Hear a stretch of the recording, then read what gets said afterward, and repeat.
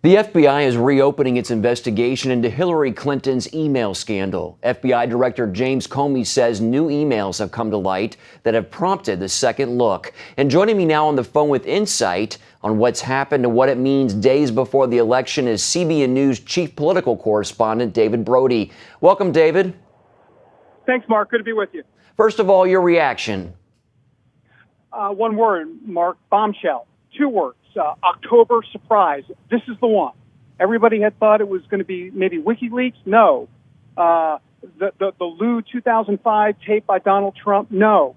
It turns out this appears to be the October surprise. And make no mistake, Mark, this is a bombshell that's already reverberating around Capitol Hill. The word here in Washington is that lawmakers on the Republican side joyous that this is going down right now. They believe this is a game changer.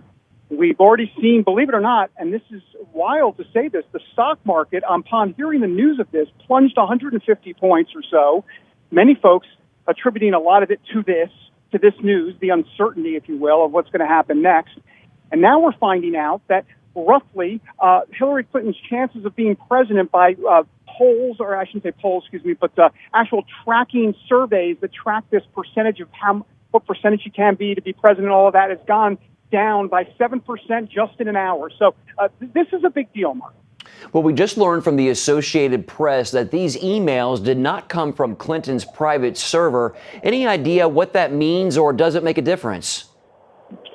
Well, this is going to be a drip scenario. It's the FBI, and James Comey will be very tight-lipped, at least initially, with this information, but eventually that information has to come out because the public needs to know 8, 9, 10 days before an election. We are understanding, Mark, that where these emails may come from, these new additional emails, believe it or not, have to do with the Huma Abedin, Anthony Weiner sexting scandal. You remember the FBI looking into that as well when Anthony Weiner, the former congressman, was involved in that scandal. And there were apparently now some emails that are involved in that investigation that led them to reopen this investigation. And I do want to be careful with the word reopen. I know we've been using that term, and many other media outlets have been using it. Technically, it wouldn't be reopening in the sense that it was never officially closed, but for all intents and purposes, it's been reopened. Well, you talked about this a little bit, but how big is this? What's at the heart of this investigation? Is it just about unsecure information or what those emails contain?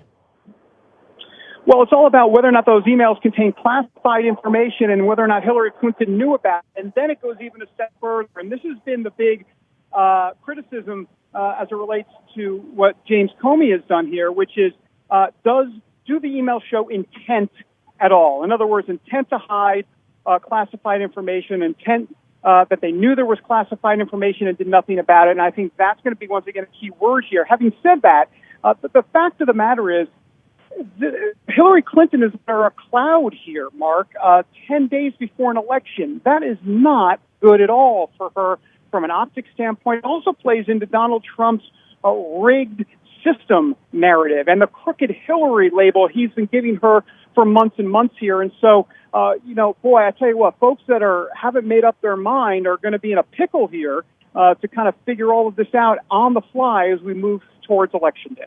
So far, David, Mrs. Clinton is ignoring questions about it. Is that a good move? Well, no, it's not a good move at all. Now, having said that, as we talk here, in the Twitter universe and in the social media universe, everything could change in a moment. A tweet could come out and Facebook post and all of that. So we'll see. She's going to clearly have to address this. This will be the lead story on all of the network newscasts. And yes, does she have the mainstream media in her hip pocket? There are going to be a lot of conservatives that say yes, but this is a story they will not be able to not only ignore, but also not be able to keep off the front page, above the fold, to lead all of the network newscasts. So Hillary Clinton has got to go into damage control mode for sure, and she'll have to be proactive. The problem here, Mark, is that there are a lot of items that Hillary Clinton is going to have to fend off. Everything from WikiLeaks John Podesta email, John Podesta being her campaign manager, where they acknowledge, her CEO, not of her campaign, not her campaign manager, but her campaign manager acknowledging in some WikiLeaks emails this idea that they took care of the email situation. That's a quote, took care, end of quote, of the email situation. And so, look, there is so much to unpack here that it is not going to be a pretty good day in Hillary today, and they better hope this is boiling over in the next 24 to 48 hours and moves on, but I don't think it's going anywhere. How should the Donald Trump campaign handle this, David? Well, this has been the challenge for Donald Trump all along. He has to stay on message, and I put that in air quotes, but boy, oh boy, he's had a hard time staying on message. Can he do that? The Trump campaign wants him to stay on the anti-Hillary, corrupt, rigged message, and this will play to that. But the question is, can he do it? It's going to be hard to tell. So we'll have to see. Okay, David Brody, thanks as always for your analysis. We appreciate it. Thanks, Mark.